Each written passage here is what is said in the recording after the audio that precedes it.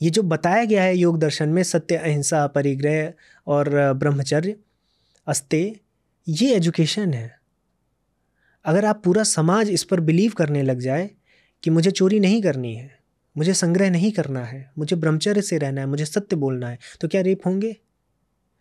ये एजुकेशन नहीं है ना।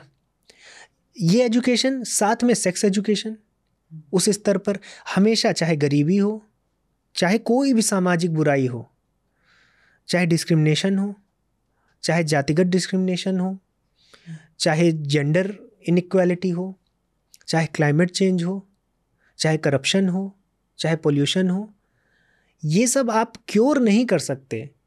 इन सब के लिए आपको प्रिवेंट करना पड़ेगा एजुकेशन से, बच्चों को सिखाना पड़ेगा, क्योंकि एजुकेशन से ही सब कुछ सुधरता है।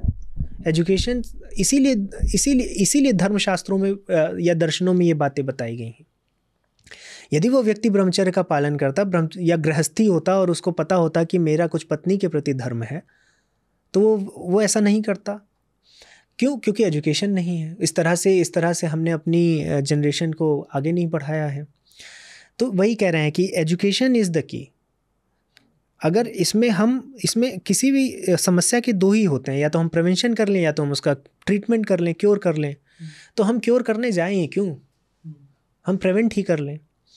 तो इसमें सबसे अच्छा यही है कि सबसे पहले प्रिवेंट करने के लिए आप एजुकेट करें लोगों को।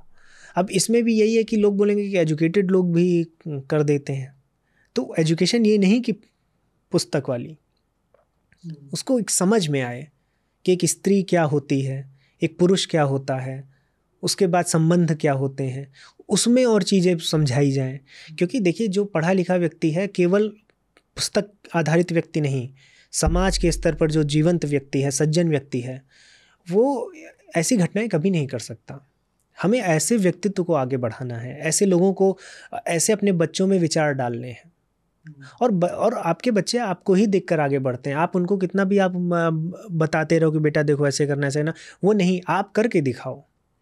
आप जब समाज में वो चीज़ करते हो तो बच्चा कहता है मेरे पिता भी करते हैं या मेरी माता भी करती हैं। आप घर में अपनी पत्नी को मारोगे तो वो भी मारेगा, या उल्टा भी हो सकता है, पत्नी यदि पति पे जो करती है तो बच्चे भी करेंगे। तो आप अपने निजी जीवन में, इसमें जय कृष्णमूर्ति जी का बहुत अच्छा एक पॉइंट ऑफ व्यू है। वो ये बताते हैं कि इस संसार में दो एंटिटी हैं, एक इंडिविजुअल और एक होल मैनकाइंड। मतलब एक मैं जो परिवार में रहता हूँ और एक पूरा मनुष्य का जो एक ग्रुप है, और दोनों स्तर पर सेम इमोशंस चलते हैं। मनुष्य के स्तर पर जो लाखों लोग हैं वो युद्ध लड़ते हैं, लालच करते हैं, बहुत बड़ी बड़ी चीज़ करते हैं। और मैं नॉर्मल अपने घर में भी उस स्तर की चीज़ें करता हूँ। युद्ध मतलब ये हो गया कि मैं किसी को मारता हूँ। लालच का मतलब हो सकता है कि मैं धन की उस तरह से लालच करता हूँ। तो मैं इंडिविजुअल लेवल पे भी वो करता हूँ, तो वो रिफ्लेक्ट करती है पूरे के पूरे समाज को। अब मैं जो इंडिविजुअल लेवल पे कर रहा हूँ, प्रत्येक व्यक्ति इंडिविजुअल लेवल पे करेगा तो कहीं ना कहीं पूरा समाज दूषित होगा। तो इसीलिए यदि आप घर पे जैसा व्यवहार कर रहे हैं वो समाज में परिलक्षित होगा। तो आप अपने घर से शुरू करें, आप अपने घर में महिलाओं की इज्जत करें, आपका बच्चा भी करेगा तो समाज में भी होगी। यदि आप घर में ही नहीं करेंगे तो समाज में भी होगी। तो शिक्षित होना केवल स्कूल में ही नहीं, परिवार में भी वो शिक्षा हो। आप देखिए ये सब चीज़ें रुक जाएंगी, लेकिन क्या है कि हम शिक्षित करने में कितना हम उतारू नहीं है। हमें तो अभी मटेरियलिस्टिक नॉलेज मिल जाए, जॉब लगने के लिए हम कोर्सेज कर लें, हम स्कूल जाते हैं तो ट्यूशन अलग से लगा लेते हैं, हम कॉलेज जाते हैं तो हम अलग से कोर्सेज करते हैं कि हमें जॉब लग जाए। मोस्टली हमारा फोकस मटेरियलिस्टिक ही है। तो जो मोरालिटी है, जो समाज को लेकर एक गंभीरता है, वो भी परिवार से और अलग अलग परिवेशों से उस बच्चे में और उस युवक में जानी चाहिए, जिससे कि वो सजग रहे अपने समाज के प्रति। और ये दर्शनों के जिसने योग दर्शन, सांख्य दर्शन, न्याय दर्शन, उपनिषदों को पढ़ लिया, वो ऐसा काम नहीं कर सकता। मैं ये नहीं कह रहा हूँ कि सनातन धर्म ग्रंथों को पढ़ने के बाद ऐसा नहीं। मैं ये कह रहा हूँ कि यदि आपको जीवन का सच पता चल जाए, आप करीब से जान लो कि एक स्त्री और पुरुष में क्या अंतर है, या आप ये जान लो कि हम हैं कौन, किस तरह से समाज कार्य करता है, हमारे क्या दायित्व हैं, ये धर्म क्या है, आप मोटा मोटी इसको भी जान लेंगे ना, तो आप इस प्रकार के कुकृत्य नहीं करेंगे। ये है। और इसको ये बोल देना कि देखो स्त्रियों को देवी मानते हैं और ये कर दी, तो जो देवी मानते हैं वो नहीं करते।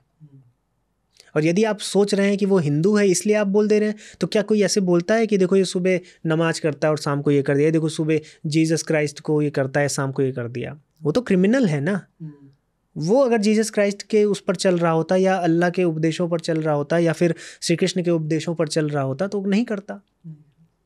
तो आप ये नहीं बोल सकते कि वो देवी बोलकर किया है। जिस व्यक्ति ने किया है वो देवी नहीं मानता, और उसके तिलक या फिर उसके पहनावे से वो हिंदू या सनातन धर्म अनुयायी नहीं हो जाता। जिस प्रकार से यदि किसी चोर को आप कोई और ड्रेस पहना दो तो वो चोर ही रहेगा।